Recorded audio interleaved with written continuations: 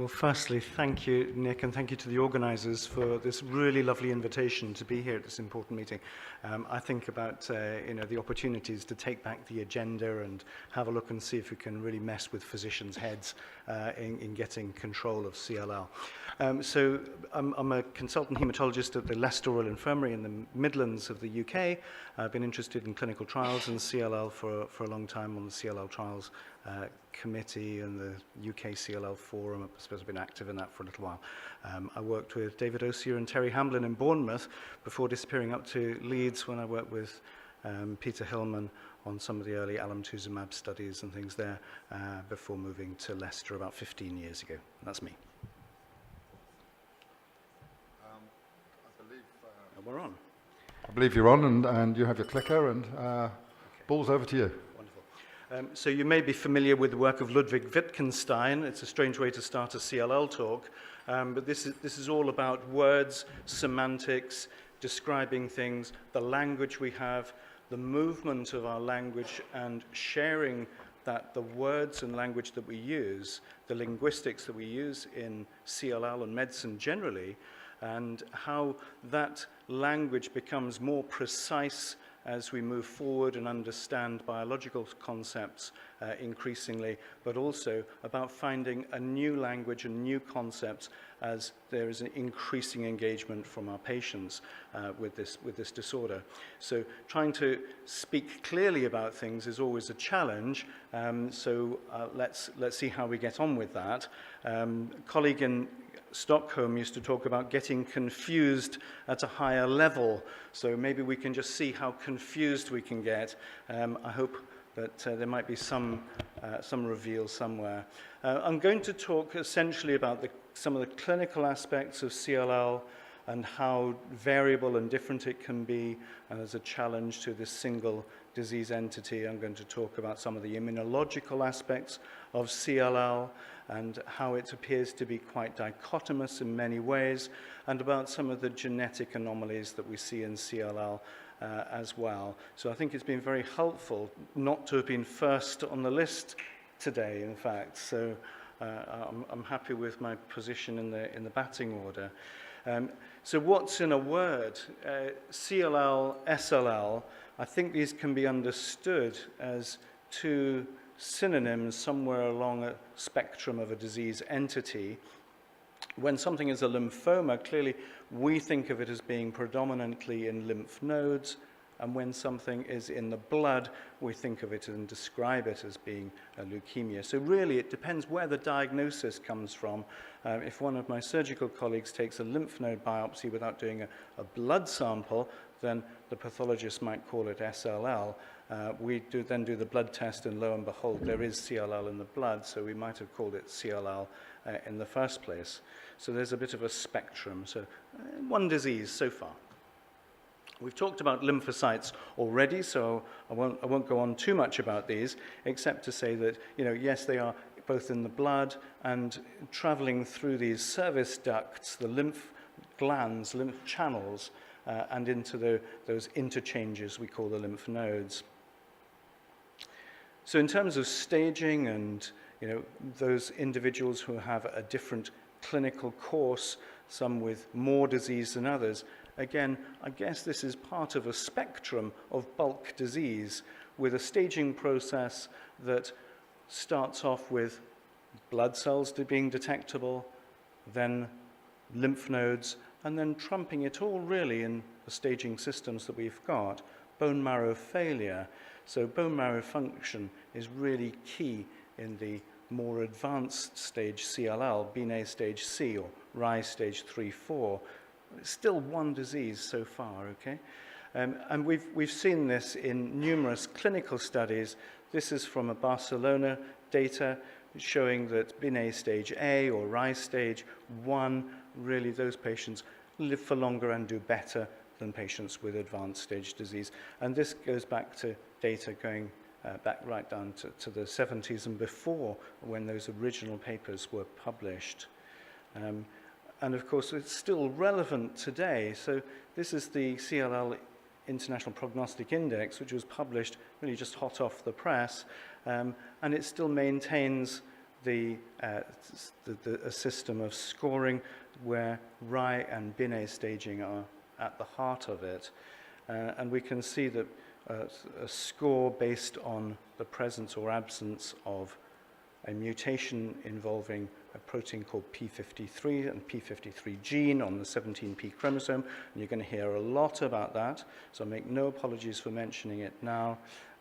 Some serum markers such as beta-2 microglobulin, age, stage we've already talked about, and this was based on clinical data gathered over 60 years between 1950 and 2010.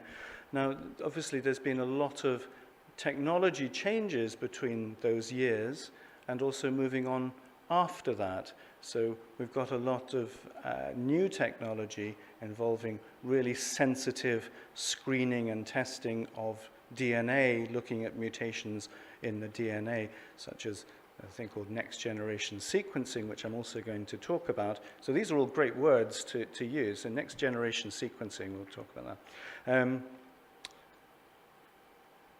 Of which flow cytometry during that time has probably been the key new platform of technology and is absolutely the gold standard diagnostic test. And this relies on using antibodies that have got a bit of a fluorescent tag that you interrogate with a laser. So you shoot the laser beam at a cell that's got an antibody on the cell surface, and it emits light, and that light is detected and analyzed on a computer, and you can see the various different glycoproteins that are demonstrated on the cell surface. And it's those patterns of proteins on the cell surface, that barcode, which allows us to identify and discriminate between different lymphocyte cell populations. And there are patterns of these protein expressions that we can say, this is characteristic of CLL. And this process of flow cytometry can be a very powerful technique. It can be so powerful that we can detect really minuscule populations of cells, or even the absence of detectable disease after certain treatments. And indeed, we can use it to detect those very low levels of disease that Kostas was talking about before, known as MBL, this monoclonal B-cell lymphocytosis, before it reaches the diagnostic levels. So a very powerful, very sensitive technique for picking up low-level disease. But as far as we can see, the immunophenotype of CLL is relatively constant within limits. So again, so far one disease. But what about this MBL? How does it differ from normal CLL? Can we detect any differences as we go through? So this is a paper from a few years back now, but it illustrates some very interesting changes and progression from the time of picking up, I can't say diagnosing, but picking up MBL through clinical CLL until first treatment and then ultimately refractory and relapsed disease. And there's a couple of things in here to look at. Is there a laser pointer on it? No. No. So you can see that, for example, in MBL on the top line, we'll talk about it in a bit, but mutated CLL, 90%. And then moving off to the right, refractory CLL has changed, and that population has been diluted, and it's now predominantly unmutated CLL. And that's got profound implications for what we see and reflects the biology of the disease. Similarly, toward the bottom of the table, deletion 17p. So 3% of MBL seem to have deletion of 17p, this poor prognostic cytogenetic marker in CLL. You can use this. Ah. You will still And use it's the this same. one. No, you will still have to use this one. For removing. Yeah. 17p. And you can see that the population becomes enriched as the disease progresses. So more people will have this bad prognostic marker at the late stage and much fewer at an early stage. So fundamentally, you can see these populations changing and shifting as disease progresses, but it seems like a population shift and probably represents what is the nature of progressive disease rather than a different disease. And that's borne out by some data from Andreas Rosenwald from the NIH, going back again a number of years now. This is a thing called gene expression profiling, showing a remarkable homogeneous gene signal for CLL as a whole. And that compares with some other diagnostic categories, such as DLBCL, which is diffuse large B-cell lymphoma, so one of the aggressive non-Hodgkin lymphomas, and some of the other non-Hodgkin lymphomas. So CLL seems to have a gene expression profile which is more or less homogeneous. So, okay, single disease. But if we look at this a little more carefully and examine the mammoth under the microscope, we start to see some rather subtle changes. And we need to begin to use some of those new technology platforms that we have at our disposal to be able to discriminate what is happening in the cell, how is it changing, what does it have, what is it about it that's going to be different, even though these lymphocytes really look identical under the microscope most of the time. So there's a whole range of different genetic signals that we can use and a number of different genes that get mutated. And they all have funny names, which we're all learning. So I had to learn these, so you can learn them too. Notch1 and TP53. These can be important things. So if I can do it, so can you. So is it one disease, despite the perhaps differing expression of some of these genetic mutations? This is just a picture of a cell just showing some variation in the morphology, in other words, the appearance of the cells, in a patient who may be undergoing a sort of transformation process where some of the cells look rather unhappy and maybe moving towards a more aggressive type of condition known as prolymphocyte or prolymphocytic transformation. So I'm going to talk a little bit about immunoglobulins again, because this really is crucial. A B cell makes immunoglobulins, it's what it's there for, and CLL is really no different in that fundamentally. So in its quest to make a unique and specific antibody to fight whatever infection it is that we come across, whether it is a rhinovirus that we pick up, or Martian flu that Elon Musk gets on his trip off to Mars in a few years' time, we will have a B-cell clone sitting in our blood, ready to go to produce that specific antibody. It'll get selected and expanded. Now, I'm just going to go back. Now, there are basically, that process of manufacturing a specific immunoglobulin requires some very specific random point mutations into the gene that makes the antibody. So we need to have an infinite variability in that genetic process, so we have a fingerprint on the end of the immunoglobulin molecules, known as the complementarity determining region, where there's this hypervariability. Those mutations need to be there, and it's allowed to happen. So the lymphocytes go into a special area, and they're allowed to mutate, and the good ones, the lymphocytes come out, and they come out as memory cells, for example. And CLL is no different. In fact, it turns out that roughly half of CLL goes through that process of somatic hypermutation. And the immunoglobulin gene machinery is mutated in the same way that normal lymphocytes are allowed to do, and roughly half are not. The ones that are more normal, we call it mutated CLL, IGVH genes, and the others are unmutated. And there was a landmark study performed going back to 1999. Rajendra Damle and Terry Hamblin produced papers back-to-back in Blood 1999 showing the clinical impact of these two forms of CLL, these two divergent, dichotomous forms of immunologically different CLL, with the more normal, I know it's a bit counterintuitive, but the more normal mutated CLL immunoglobulin genes behaving less aggressively, patients living longer and doing better. And then there's a bit of a hunt to look for some surrogate markers, which I'm going to just sort of flip over rather quickly. So ZAP70 was a gene that seemed to be associated. Ben, could I put my hand up a moment? I've got to admit there was a lot of information in there, and I was trying to draw a conclusion under a lot of what you were saying. No, there's a theme building up. And You're going to bear with me. Okay, so I was just trying to get a handle around the two types of CLL, the mutated, unmutated. And also, we moved on earlier from MBL and CLL, and wanted to know if you were able to share how many people have found to have MBL actually do develop into CLL.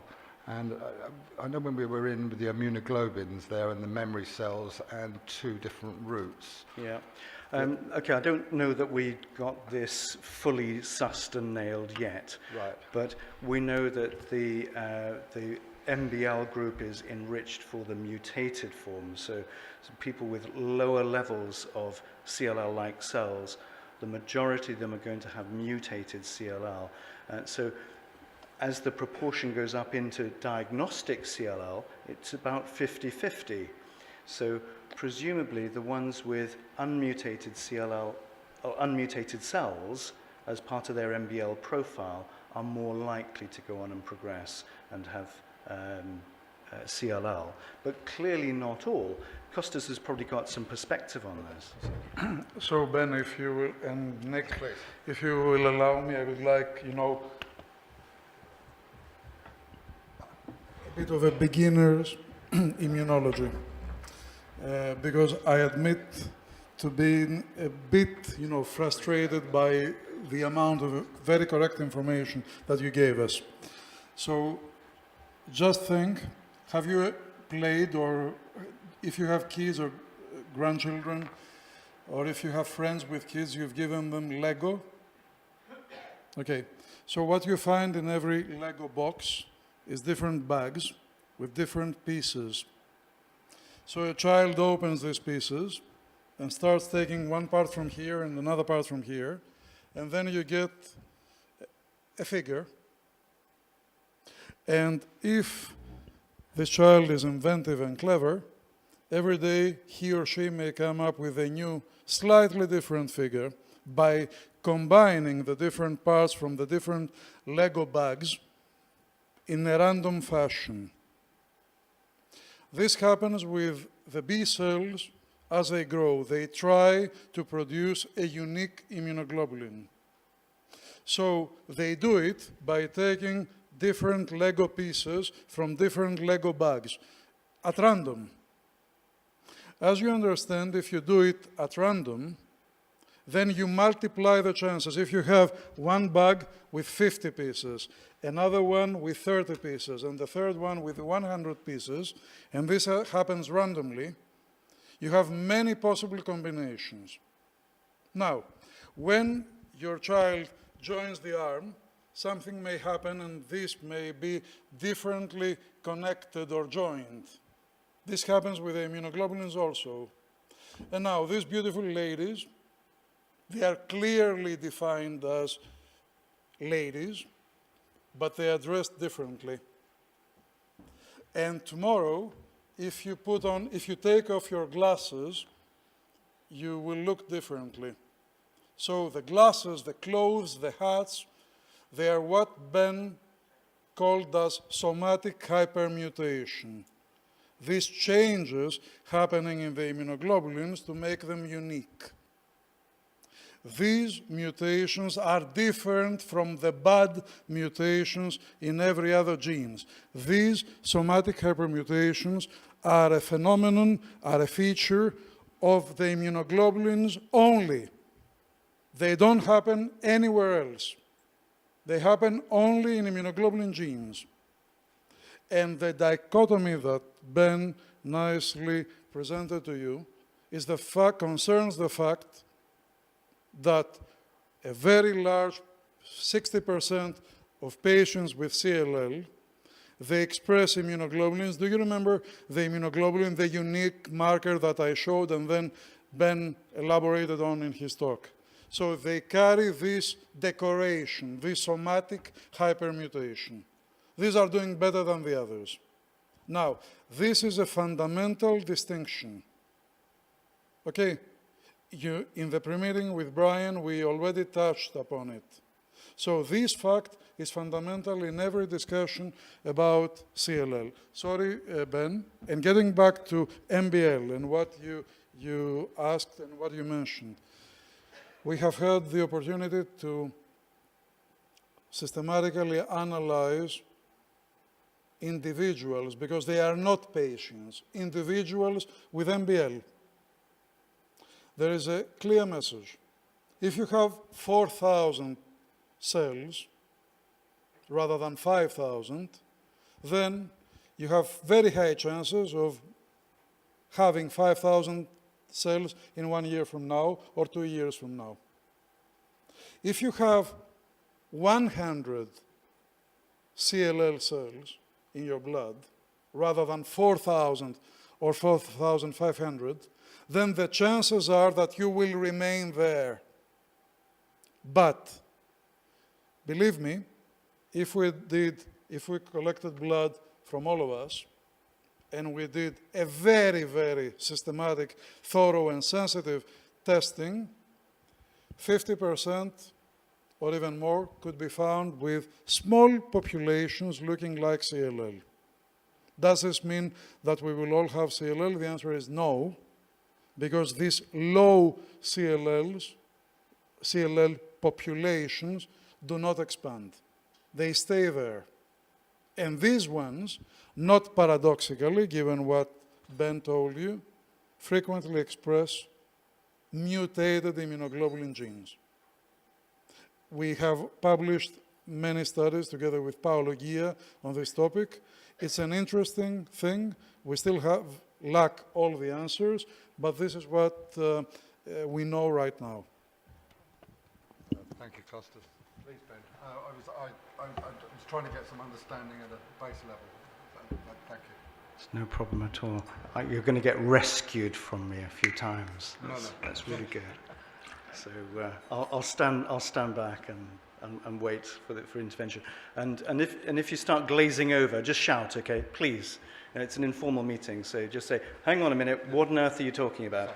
But essentially, although I'm talking about some things which may have some technical language associated with it, the technical language by itself is precise, and you can't really swap it for anything else. So I'm still going to use it, I'm afraid. But essentially, my message, I think, at the end, I hope will be straightforward. So let's rattle on and see where we get to. Can you tell us the message so that we can work? Yeah, the message is, I think CLL is just one big bucket. Okay, that's what I think is going on. And that's going to be up for debate, so I'm sure there'll be people who say, oh, hang on, what about this, what about that? So there are various different tests we use. FISH is one of the tests we use, okay? So this is a genetic test, looking at chromosomes, and you put a little marker on the chromosome. You can actually see it under the microscope if you use fluorescent light. And the picture there, you can probably just about see, where's it gone? In this blue cell down here, you can see 3 dots. That's because there's an extra chromosome. And that's one of the more common problems in CLL. So there's an extra chromosome 12 in that particular case. So we do a panel. So, in other words, we know what we're looking for and we know where to go and look for it. And importantly, when you find those genetic problems, then they do have clinical significance, okay? And you're going to hear a lot about this in due course. P53 being one of them, and this is a protein that's at the heart of the cell's response to chemotherapy. And if you have functioning P53, then when the cell is attacked with chemotherapy, it will recognize that it's been damaged, and it will lead the cell down this dark path of self-destruction, down a process known as apoptosis, where the cell will then die off. Now, if you have failure of TP53 failure of p53 protein, the cell cannot go down that pathway in the same way. So no matter how much chemotherapy you give, then the cell might look ugly, but it may not die off. And that's at the heart of chemotherapy resistance. And we know, and I'm going to go through this very, very quickly, and we know using this FISH test, knowing what to look for and using a marker on it, then roughly the cutoff is around 20% of the cells in a small section of cells, in a selection of cells, about 20%. So it's not terribly sensitive. We know that those people don't respond so well to chemotherapy. And that was from years ago, and that was done by a gentleman called David Osier and the research team in one of the UK studies before the age of rituximab. The Germans then moved on and added rituximab in and said, okay, well, maybe these p53 CLL cells respond better, but on the line here, you can see that actually they don't do as well as the counterparts. So actually, the answer is still no. Chemotherapy with FCR, for example, still not the answer for these patients. So we need to broaden the net. We need to do something different. So this chap here is essentially doing a FISH test. He says, I'm looking for the quarter I dropped. Did you drop it here? No, I dropped it 2 blocks down the street. Then why are you looking here? Because the light is better. Okay. Now, what we can do with these new generation, next generation sequencing tests, for example, is to move away from the lamppost. We can go and search in the dark. We can cast a net.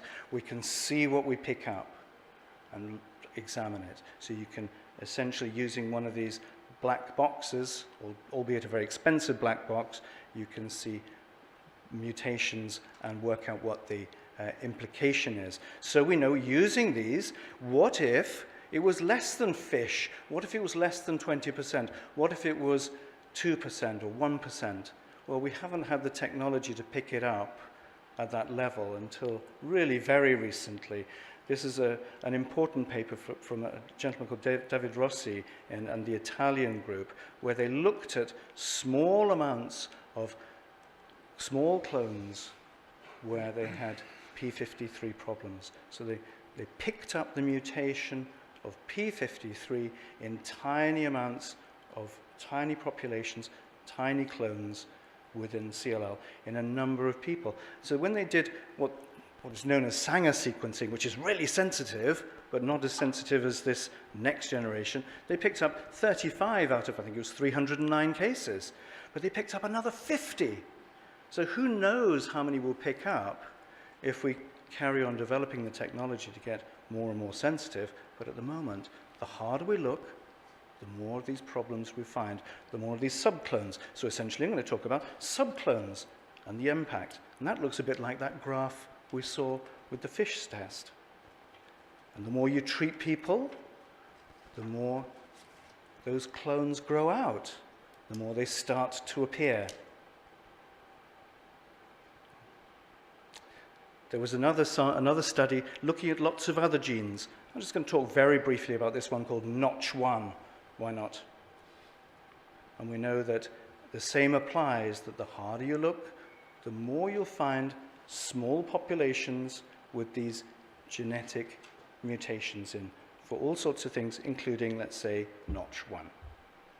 And we know that those people with a Notch1 mutation, as this graph here on the right-hand side, those people seem to need treatment sooner. So the time to first treatment is earlier in those patients with even small, very small subclones, small populations of cells with this Notch1 mutation.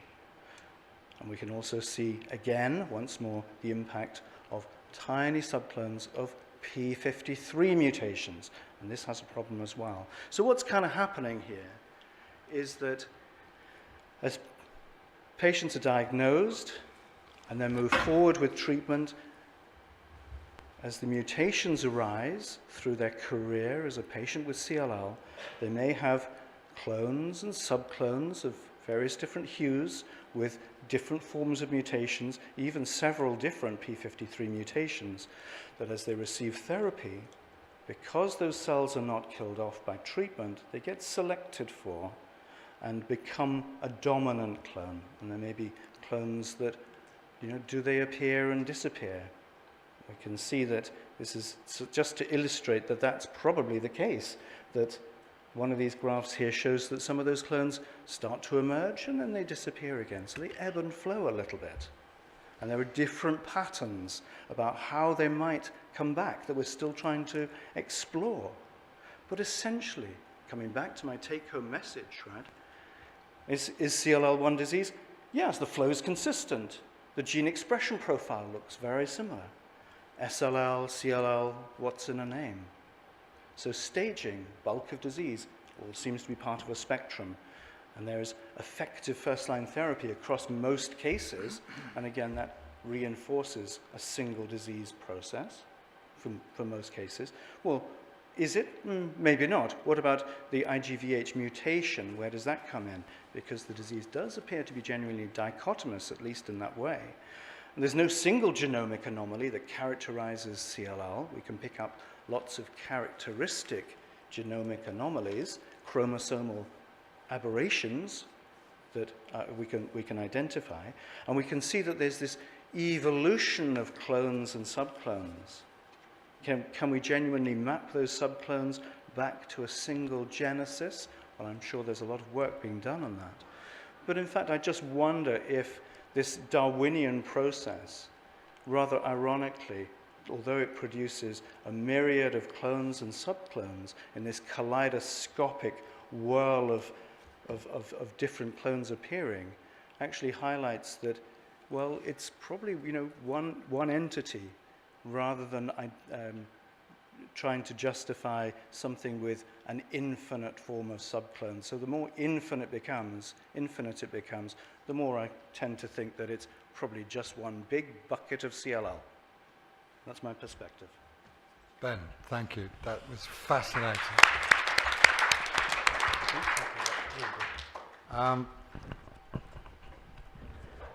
Please, questions from the floor. Can I ask one question, yeah? Michael, go ahead. Hi, it's Michael Wren from Dublin again. I just have a question on the evolution. When you have a good prognostic marker, are the changes in evolution due to time or due to treatments? Well, I guess if you've got,